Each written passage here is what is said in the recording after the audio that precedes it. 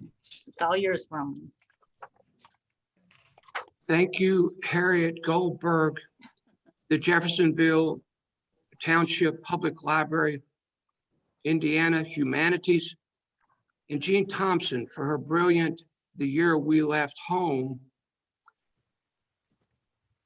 which I thoroughly enjoyed reading.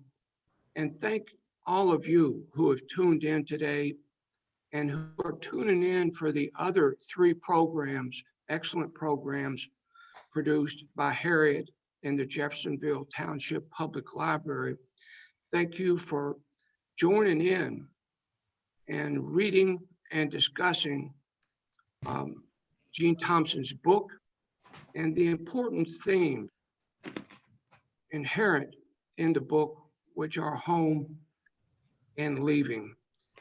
And so to give you briefly a little information about myself. Now I'm going to share some stories and poems related to the theme in my own life, and I'll add a little information in between the stories, and then that'll go on for 45 minutes at the most, and then we'll open the floor for questions from you all, and all questions are welcome. I grew up on a backwoods wilderness farm in Kentucky. I come from a long line of coal miners, farmers, hardworking, strong, deeply spiritual, singing and storytelling men and women, good neighbors all, pillars of their communities.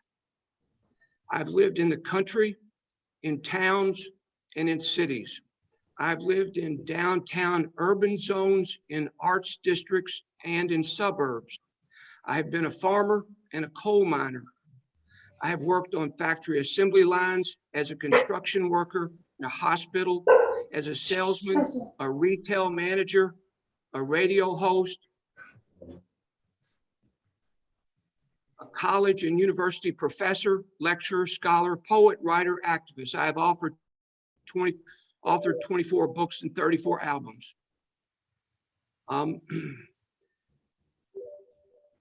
I've been married 3 times. I have 3 grown children, 7 grandchildren, and 2 godchildren in Iceland, where I lived for 2 years. I spend half my time in Indiana and half my time in Kentucky. My favorite president is Abraham Lincoln, who grew up in Kentucky and Indiana. Many of my poems and stories, my books and albums tell the tales of my wanderings.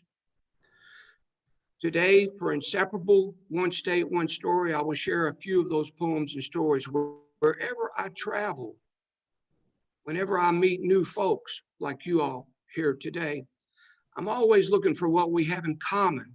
I have discovered that by openly, honestly sharing the stories of our lives, the more we realize we are one people, friends. I'm blessed with friends all over the world, and I'm sure glad to visit with you all today. And I look forward to your questions. Mama killed chickens. She popped their heads off, put her foot on the little hen's head, grabbed its legs and jerked hard. The head just lay there on the grass while the little chicken body went flopping all over the yard. Us kids ran like crazy, dodging chicken blood. I liked it better when Mama took the .22 rifle to the barn and would shoot a little hen off the high rafter up near the top of the barn where the chickens all roosted. Mama was a good shot. One Christmas Eve, there was a terrible storm. Daddy was off at the mines. Mama said, "Come on." And all us kids piled into the back of the old pickup truck. Mama had the shotgun. We drove slow through the storm with Mama looking all around. Then she pulled over and said, "Come on." We followed. We walked a ways until we came up on a tree, a cedar tree, and Mama said, "Get behind me." We did, and she took aim and shot the tree in the trunk with both barrels, blew it clean in two. Mama said, "Y'all get the Christmas tree and come on." Us kids let out a yell. We were so happy because Christmas had finally come. Now, my mom's a little woman, but you don't ever want to make her mad. She's 89 years old now. I went down finally. I hadn't been able to do this for over a year because of the pandemic, but I went down a couple weeks ago to Western Kentucky and spent a couple of days and nights visiting Mama, and we had a fantastic time. And I heard some stories I'd never heard before, including one story about, and Mama took me to the gravesite. There was a big ceremony. I was on the road traveling. I didn't get to attend it. 2 or 3 years ago, folks were dressed up as Revolutionary War soldiers. My 5th generation grandfather was a cook and then a soldier for George Washington. He came from Wales, and he was at Valley Forge, at Yorktown, at other battles, and was given land in Kentucky, hundreds of acres after the war. And historians had just discovered a lot of information about my grandfather. And so they had this ceremony with the multi-gun salute, and they gave Mama, being the eldest member of the Render clan, his Mama's maiden name is Render, a flag, and Mama gave that to me when I went to visit her. And so we visited 4 graveyards when I went down to visit her. We visited Daddy's. Mama's the oldest of 13 kids. Daddy was one of 11. Daddy was a coal miner for 40 some years, and he died about 10 years ago. And I'm the oldest of their 6 children. Sex education. Read you one about Mama? Here's one about Daddy. Daddy came home from the mines every day after 4 o'clock, and no matter where on the farm we were, we tuned our ears to hear his truck coming from at least 2 miles away. And the first to hear it always yelled, "Here comes Daddy." And no matter what we were doing, we'd run to hide. And I knew the first thing Daddy would yell when he set foot on the ground out of the truck was, "Ronnie, come here." And the questions would start about what work we'd done today.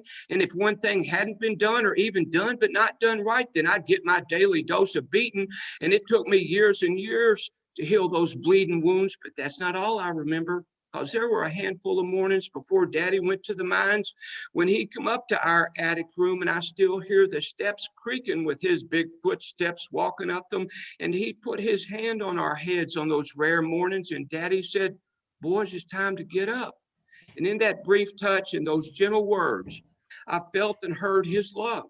And it was those memories that more than anything helped the healing once it finally happened. But I also remember that spring morning when Brad and I were standing behind the barn with Daddy.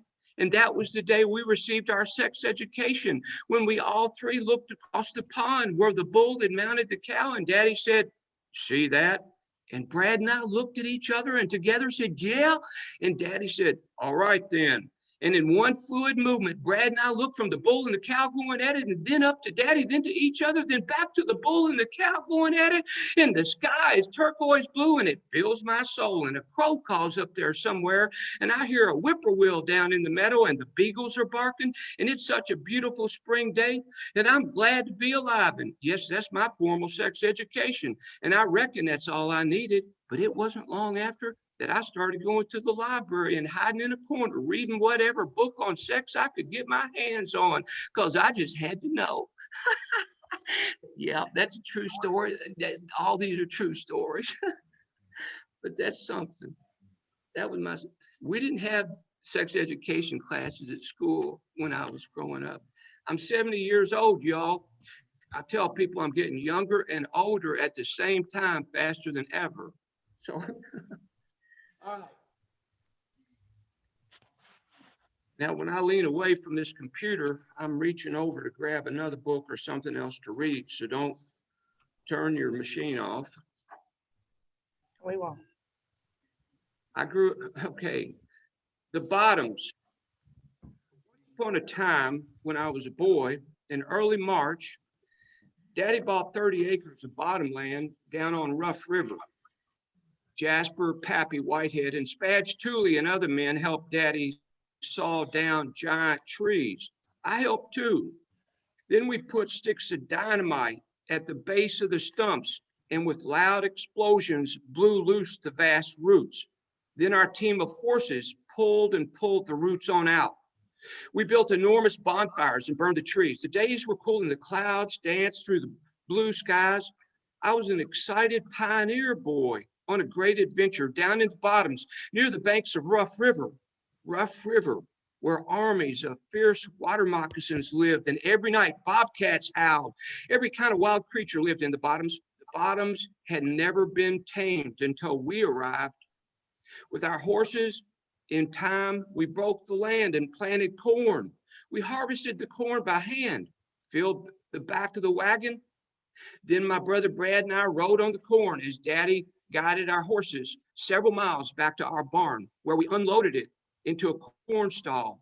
In late fall, we hauled corn to the mill, and as it was being ground, we poured sorghum molasses into the corn to add minerals.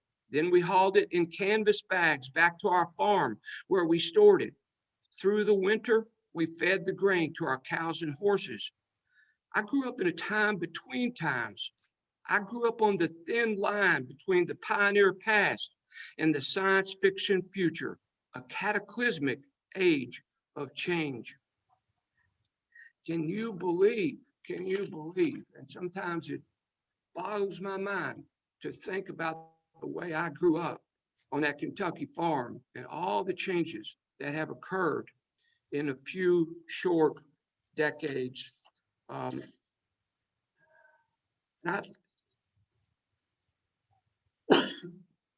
What a blessing to live in such interesting times, huh? It's amazing, all the things that are going on. And every day, how can you possibly get bored? Every day, there's something amazing, interesting, disturbing, exciting happening. So I love all of it. I love life and every terribly beautiful moment of it. Okay, I got to get a drink. Hold on.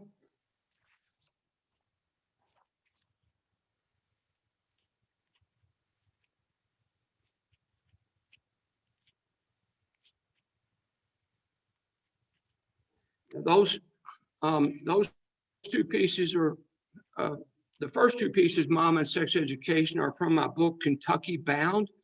I wrote a couple years ago, and I've written a half dozen books on that are directly growing up on a farm related, and my experiences with coal mining and farming and adventures. There are always stories from my life, which has been a nonstop adventure. And I also produced, so I come from a musical family on Mama's side. And so I was listening, when I was in Mama's belly, I was listening to that old time mountain hillbilly blues music. Mama's sings alto. Her younger sister, Jo Carolyn, who's still alive, hanging by a thread, 11 months younger than Mama, sings soprano, and their dad, granddaddy, sang tenor. And they could all, the three of them performed all the time. They would sit on, I grew up where Bill Monroe birthed bluegrass music, and in Ohio County in Western Kentucky. And they would go up and sit on the front porch of the old Monroe home on Jerusalem Ridge and play with the Monroe boys. And I grew up directly across the Green River from Muhlenberg County, where the Everly brothers are from, and we're distant cousins of the Everly brothers. And a lot of people joke when they're making hillbilly jokes in particular, which I love, and I always embrace. When anybody starts wanting to trash talk about being a hillbilly, I smile and just wait to hear what they have to say, and then I come back with some smart aleck response, But a lot of people say everybody in Kentucky's cousins. We're all kin, which is not true. I beg your pardon. My friend Frank Messina, who lives in Jersey City, New Jersey, right across one train stop from the end of Manhattan. He was there. He watched when a plane struck 911, and he worked at when they were hauling injured people. One of the main stops was there in Jersey City, and Frank's a remarkable poet, and his family, the Messinas, are from Sicily originally, and we laugh sometimes and talk about the Sicilians are the Italian hillbillies, and Frank's dad loved Abraham Lincoln and brought his family down to visit Kentucky in Abraham Lincoln's home, and so Frank and I have done a lot of performances and touring and shows in Europe and the US. And Frank is also, he's a poet, but he's a New York Mets poet laureate, the only professional sports team that has a poet laureate. And so Frank, in our tours, Frank, we share stories. And so one day he called me and I was writing a book with my mom, Mama, A Poet's Heart and a Kentucky Girl. And Frank said, Ron, you told me so many stories about basketball. Why don't you write a book of basketball poems? And so I ended up writing one, and it won some awards, and it was released in New York 4 years ago. It's titled Blistered Asphalt on Dixie Highway, Kentucky Basketball is Poetry in Motion. And I came over the years to respect Hoosier basketball players.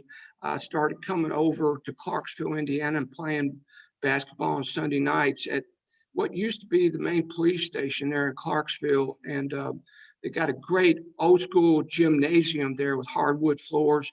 And most of the players, we played pickup games, and most of them were policemen. And so my dad had been a deputy sheriff, coal miner, farmer, but deputy sheriff too. He was the go-to guy for the sheriff. If there was somebody the sheriff was afraid to handle, he would call Daddy, and Daddy would yell at my brother and me, say, come on, boys. And we loved going with him to see what would happen. But I gained more respect for the police and for the hard-nosed basketball players from Indiana. I had no idea at that time that I would end up falling in love with and living with a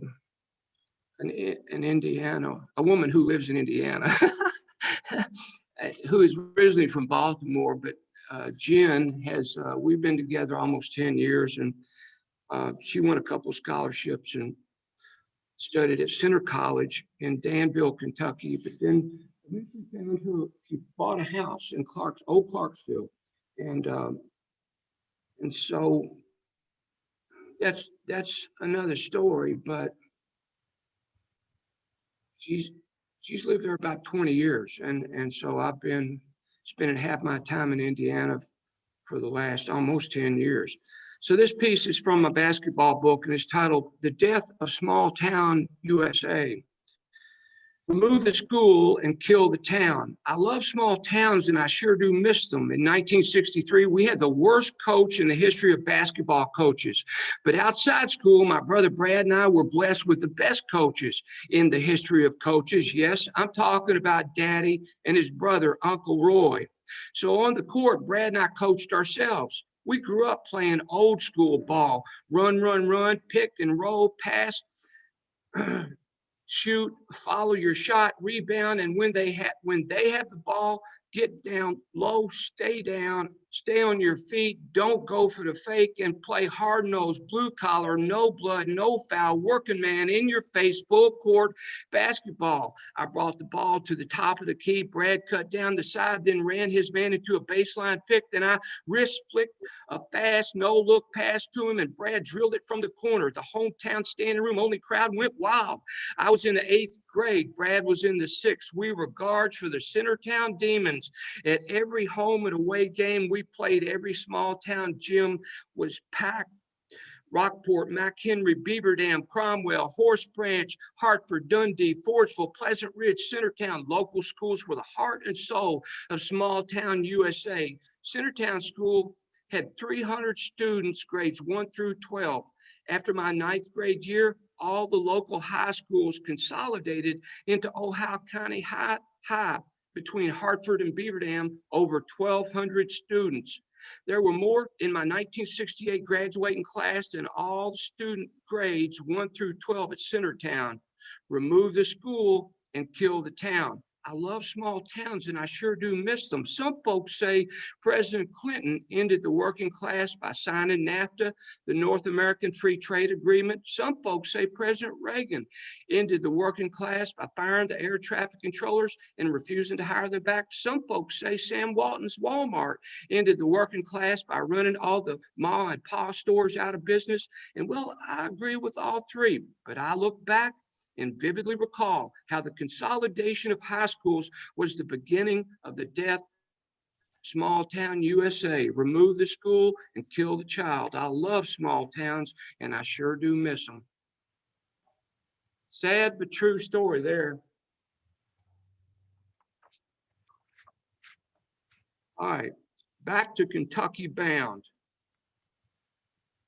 As I said, I grew up in a large family. Our family, extended family, was size of a small army, and every weekend, just about, relatives would come down from Louisville to our farm, 2 hours away. And Mama, we got gypsy blood in our family, and Mama still dresses real wild and real fancy at age 89. And Mama's a character, and she's just an amazing free spirit. Mama taught me compassion, and Daddy taught me to be a warrior, and they taught me how to give without anticipation of reciprocation. That's a true gift when you don't expect anything back.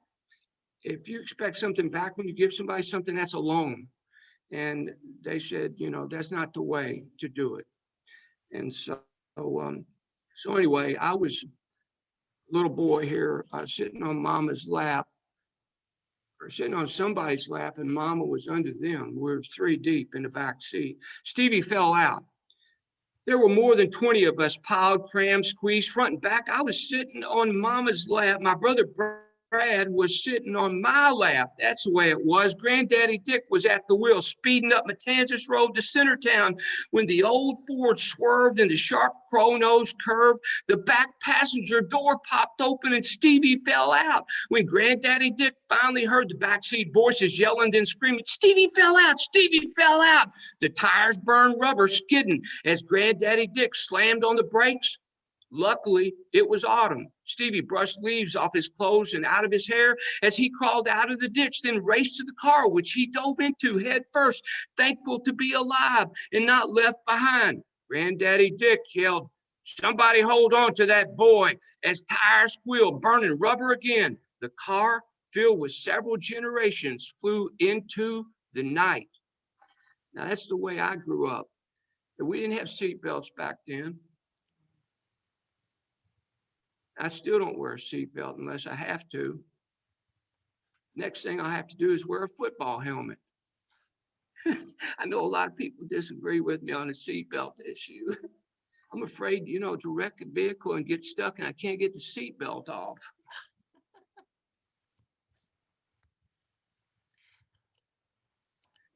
Okay, I was blessed to grow up with around so many. There's multiple generations, and I always loved old people. And to this day, when I refer to the elderly or old people, I'm not talking about myself.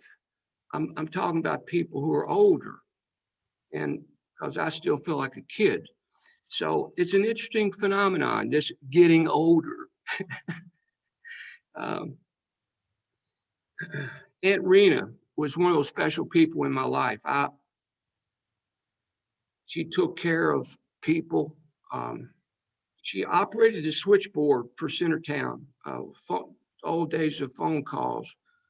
We still had to turn the thing. And she dipped snuff. Aunt Rena dipped snuff.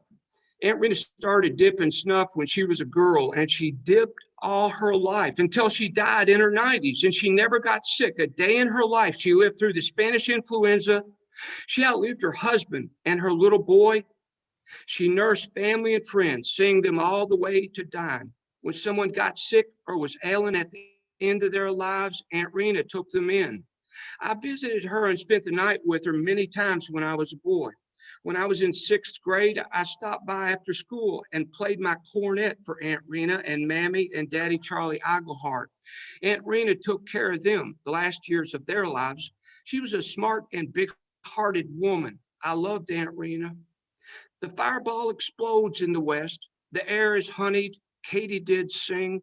Old women sit on their porches, pinching snuff, smoking pipes, spitting tobacco, watching the sunset, remembering their dead children, wondering about death. I know, I see them, I hear them. I sat with Aunt Rena for hours, rocking, listening to the fire crackle, smelling corn, baking on the fire, listening to her stories, listening to the silence. A mournful 94-year-old Aunt Rena moans, "My little Roy was 7 years old when he went to school. It was his first day. Going in, he got his head caught in the heavy front doors and he got a concussion and bleeding in his head. And in 3 days, he lay dead." Aunt Rena never forgot. She talked and cried 94/7, Rena and sad little Roy. Times at night when I was a boy, I listened to the wind whispering through the pines, whistling through the holes in my attic walls, whispering, "Roy, Roy." And I saw Roy walking across my unfinished attic floor, a fair and friendly boy, Roy. The fire flickers in the west, almost out. Somebody better get some more wood. Is there a resurrection in the wake? When I see Aunt Rena dipping snuff all her life, helping others, a sweet and generous woman, a bright and shining soul, I believe in resurrection. I believe in Aunt Rena. I believe in love.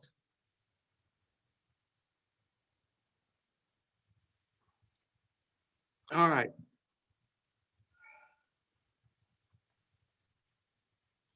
I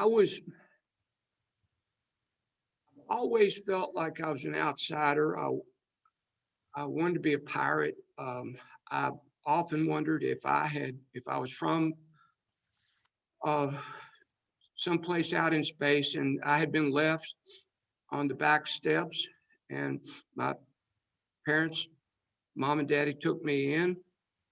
Um, I, so, and then in high school, I hated high school. I felt like I was a juvenile delinquent. So when I got a call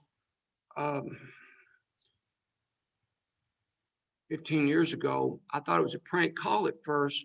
They said, "We are inducting you into the Ohio County High School Hall of Fame representing your 1968 graduating class." I said, "Wait a minute, who do you say you are?" And so I had to confirm and make sure it was legitimate, and it turned out to be. So I was surprised by that.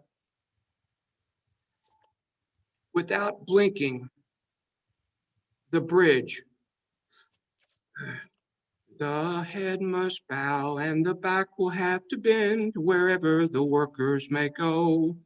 A few more days and the trouble all will end in the field where the sugar canes grow. A few more days for to tote the weary load, no matter, 'twill never be light. A few more days till we totter on the road, then my old Kentucky home, good night. At 3 a.m. on a hot summer night in Western Kentucky, my eyes flash open and I'm on the floor of the yellow farmhouse, across the field from mom and dad's, in the middle of nowhere, not able to sleep. I dozed off for a second when someone turns on a light and it's blinding my eyes. And here I am at the end of time, down and out in Kentucky.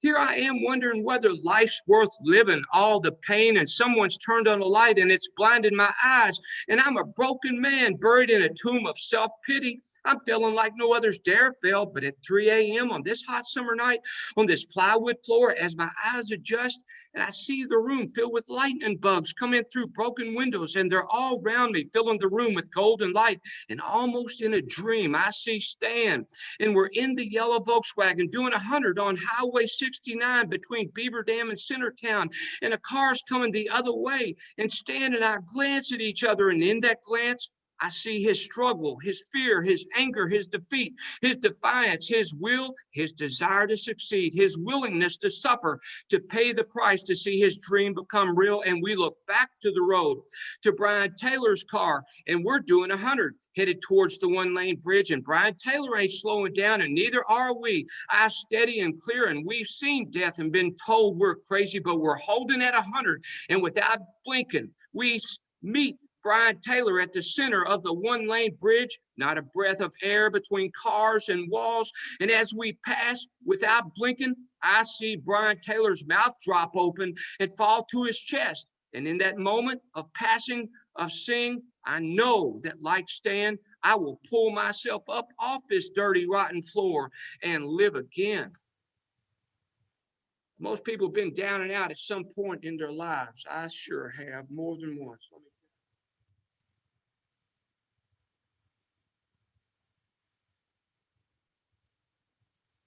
So one thing I learned and discovered, one of those early times I was down and out, was that I can ask for help, and I can also summon up some willpower I didn't know I had, try to, and pull myself up and walk again, just as I did the many times I fell when I was learning to walk. And we had an outhouse until I was 8 before we got indoor plumbing. To this day, I tell people that indoor plumbing is the greatest modern invention. And if you've ever used an outhouse, you have some comprehension of what I'm talking about. Outhouse Manifesto. Come out of your toilets. You've been holed up too long playing with yourselves. You're wasting away. All olfactory sensations dead. What with your head now situated on your posterior, one-eyed cyclopean peering down into midnight, bottom of the outhouse. And it's time to throw away the corn cobs and Sears catalogs and walk back out into the barnyards, the open pastures of the world, where animals and people and flowers still bloom, where the sun still shines through the moon at midnight. In that other world you've lost until now, it's high time to wake up, pull your sad face and every other hanging down part of you out of that stinking, forlorn, lost world. You'll be fertilizer soon enough. For now, it's time to reconstruct who you are, your life. Time to check out of the amnesia motel and get back on the highway 61 or 66 or 69 and finally say goodbye to those lonesome, lost blue pieces of who you used to be, and say hello to this yellow sunrise post-world where the crows are grinning and the morning glories sing.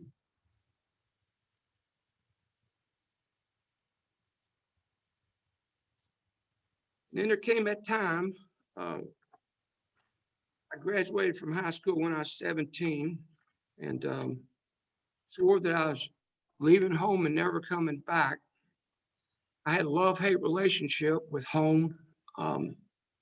And after I left, whenever I came back to visit, I was in an emotional fog for 3 or 4 days. I couldn't think clearly. It took me years to come out of that.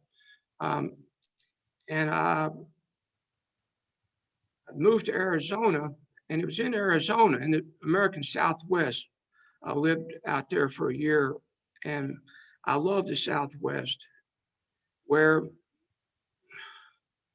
I started having deeply spiritual experiences. I've always been a deeply spiritual person, but I started having breakthroughs, lucid dreams, dreams like I'd never had before. And in some of those dreams, I started remembering my childhood and the good experiences I had in nature and with people. I spent half my time in nature and often alone, wandering through the wilderness. I love nature and I love people. And it was those memories that I started writing down with Mama, sex education that I started the program with, reading to you, that helped me heal as much as anything. It helped me find my voice as a writer. Up to that point, I created 7 different authors with different names, writing each in a different genre. And I was just writing mostly out of my head, out of my mind, and all cerebral. But in Arizona, I was able to make contact with the rest of me and remember the good parts of my past, which led to the healing of the wounds, the broken and open wound parts. And then I quit using the other names to write and send out work, much of which got published, and I won awards. I won the Yates Club of Oxford Poetry Award in 1985, and I submitted that work, or in the late 80s, I submitted that work under my daughter's name, Ronnie, and won.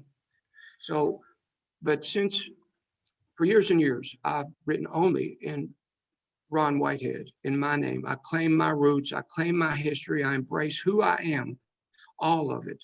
And it's been such a healing for me to get to a place where I can do that. Please don't say goodbye. Please don't say goodbye. Climb into your rusted blue 46 Dodge pickup and yes, head west, dropping beer cans through the hole in the floor right next to the gear shift. Scatter Budweisers across Kansas. Please don't look back. Don't wave, don't cry. Hold on to that damn vibrating, pulling hard to the left steering wheel. And every time you stop for gas or to take a beer piss, make sure and check the air in that bald right front tire. Here's $23. It's all I've got. And no, shut the hell up. I don't want to hear it. I want you to have it. Don't look back. You'll always be with me, no matter where you go, and I with you. Please don't say goodbye. Nothing is lost, nothing forgotten. So no matter where we go, no matter how far we wander, and I let people know, when I gave that talk at my high school 15 years ago, I told about 300 people, I said, wherever I go, I preach the Kentucky gospel. And I hope, because I love my roots, and I encourage everybody to embrace their roots wherever they are. In Indiana, I wish Abraham Lincoln hadn't moved on to Illinois. I wish he had settled in Kentucky or Indiana, dadgummit. Illinois has the nerve to claim Abraham Lincoln, the best president ever in our history. Everybody knows he's ours. All right, a couple more, and then we're going to open up for Q&A, okay?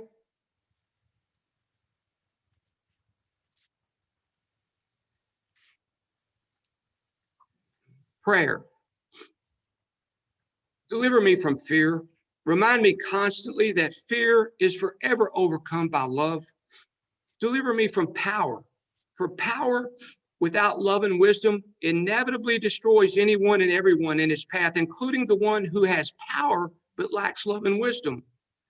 Deliver me from the disdain of arrogance, elitism, privilege, and the illusion of superiority, for no one is in any way better than anyone else. Deliver me from the violence of greed. Grant me the desire to live simply and to share earth's bounty with others. Deliver me from the silence that enables any and all manifestations of abuse, war, and evil. Grant me the necessary balance of love, power, and wisdom, enabling me to be a nonviolent warrior for peace.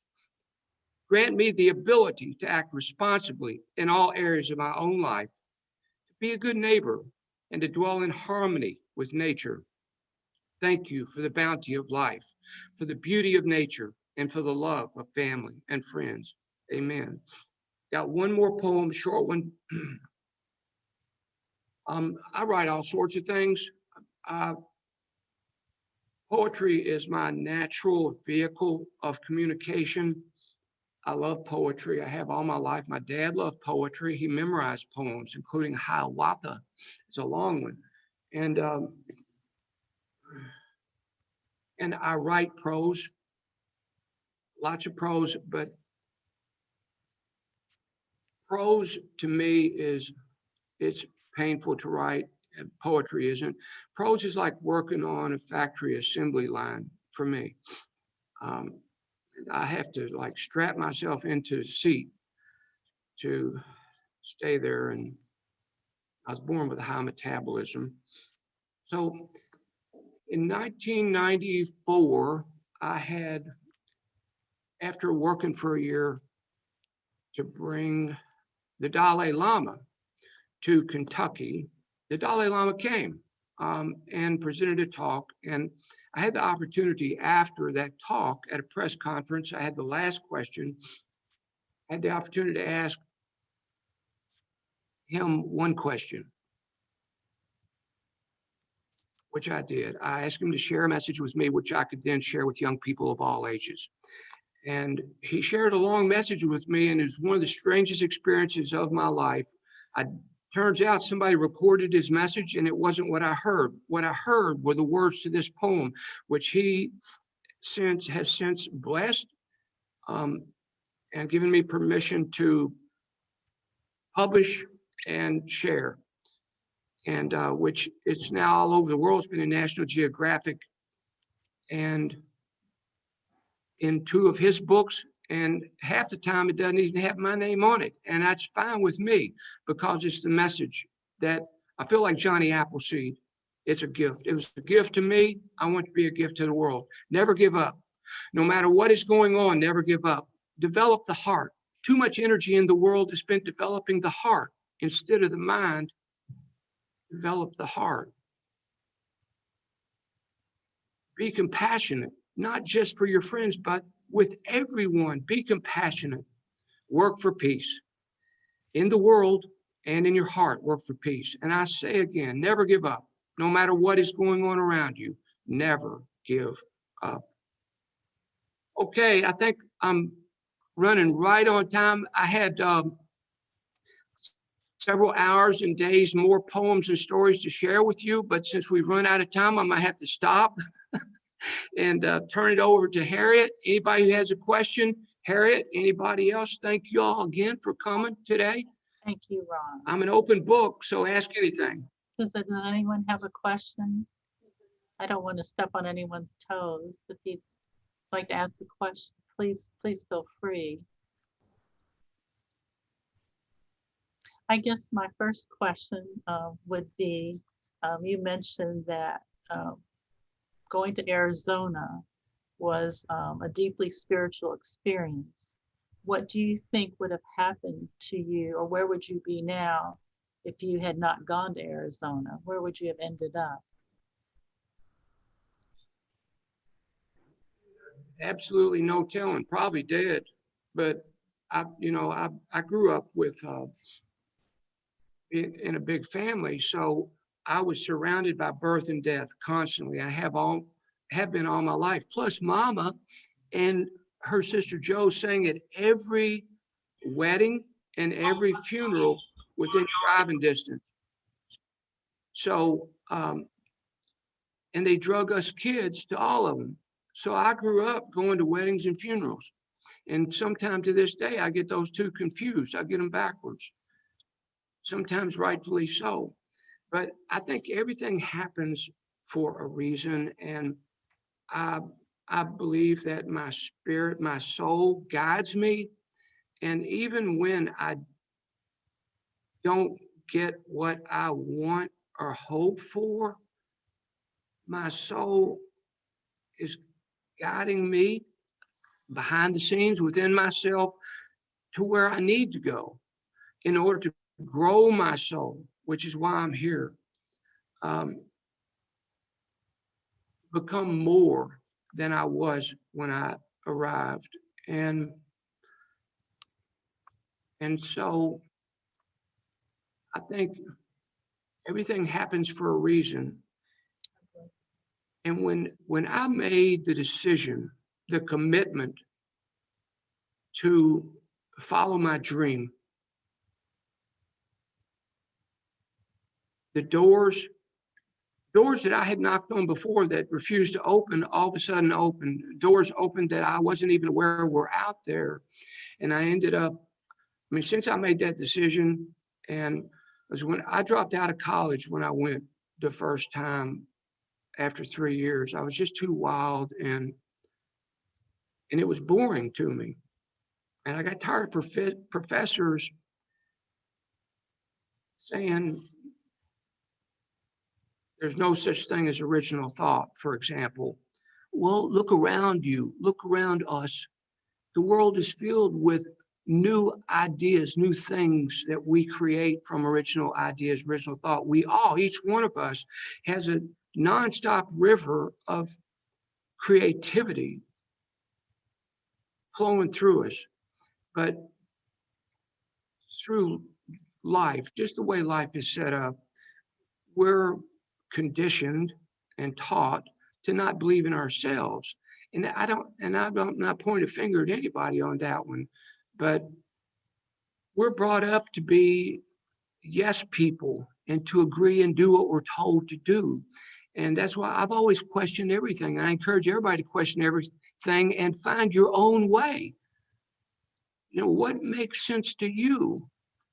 What do you want to do with your life? And we each have our own individual path to follow. And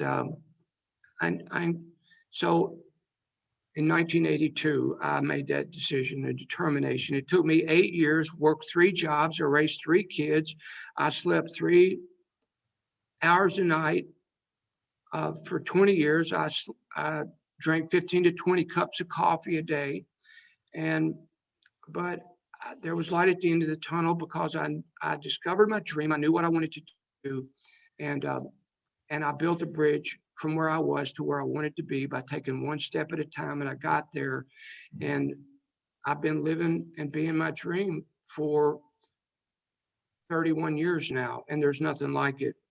And so but I came to believe in synchronicity, and there's a reason and purpose for everything, whether I understand it or not. And some of them, what we think are the most blessed experiences turned out to be terrible. And some of the terrible experiences turn out to be beautiful if we don't give up on the experience and we find our way through them. So I think it was just one of those things that worked out and was meant to be. And it was an awakening for me to move to Arizona. Thank you, Harriet, for asking that question. Does anyone have any other questions? Let me ask you this, Ron. You mentioned that when you were in high school, when you were younger, you felt like an outsider. Do you think if you hadn't felt that way, you wouldn't have felt the need to be introspective, or you wouldn't be the person you are now? And do you think that by feeling like an outsider, not in your family, but by feeling like you were an outsider, do you think if you hadn't felt that way, you wouldn't have left Kentucky? Does that make sense? My natural path would have been to become a farmer and a coal miner. But I was blessed to the small community. Centertown was 1.5 miles away from our farm, population 323. I grew up in a Centertown Baptist church, and the preacher's wife, Brother Holliday's wife, Mrs. Holliday, took me under wing at an early age and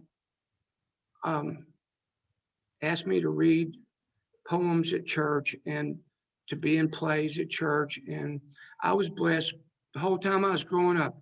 I said that about feeling like I was an outsider and a juvenile delinquent in high school, but when I moved to Arizona, it helped me put things in perspective. And I had so many blessings growing up. There were so many people who who were in my life.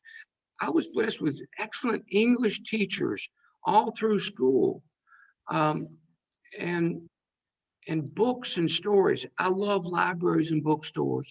I absolutely always have. That we had the bookmobile would come to our school when I was a little boy, and that's when I was in the 6th grade, and Mrs. Holliday said, "Ronnie, why don't you check out Madeline Langle's A Wrinkle in Time? It's at the bookmobile. I think you would love that."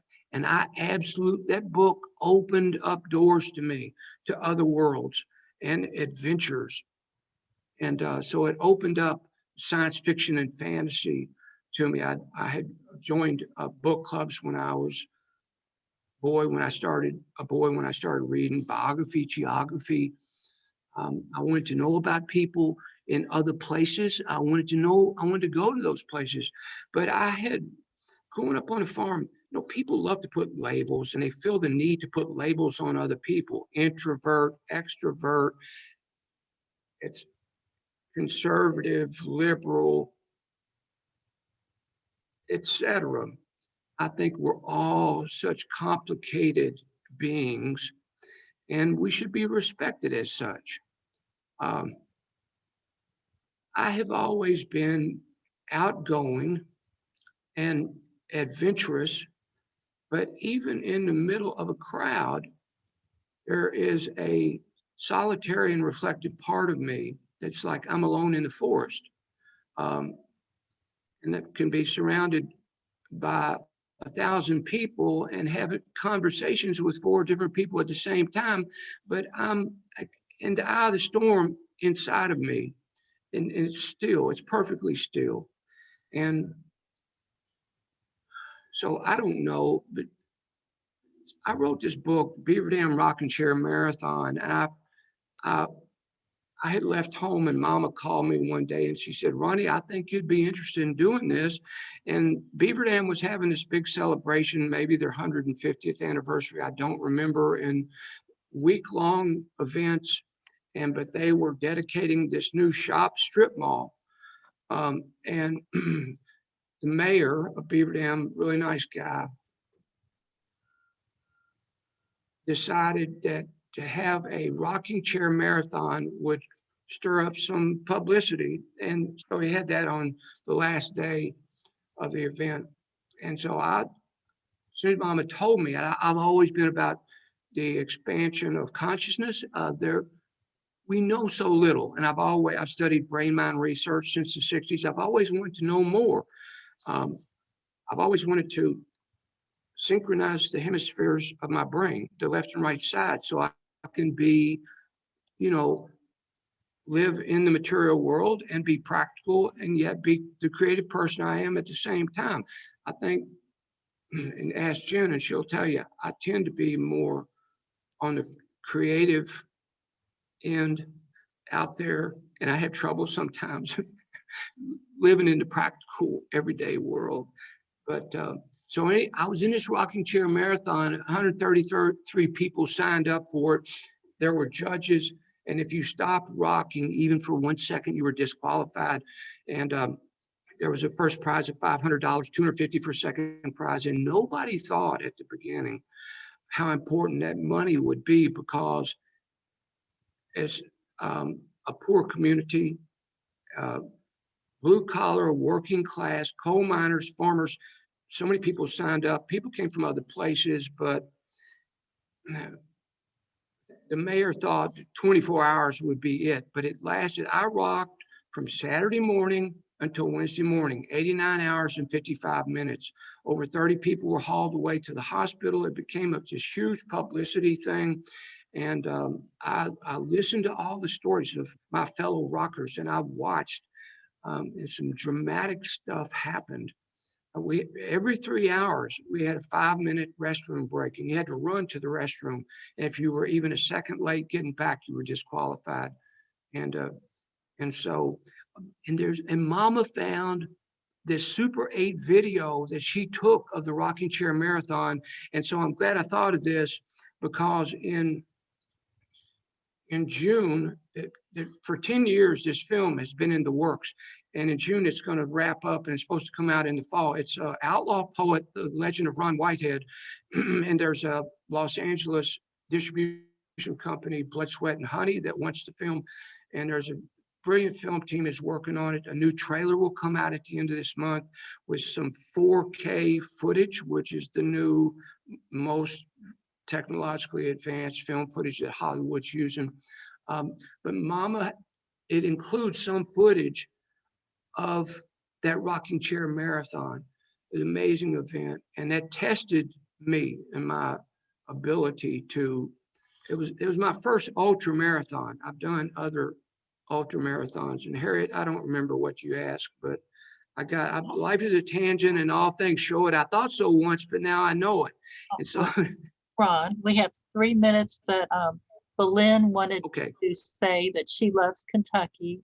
And then Kay Ah, said, thank you for your presentation. You were very inspiring.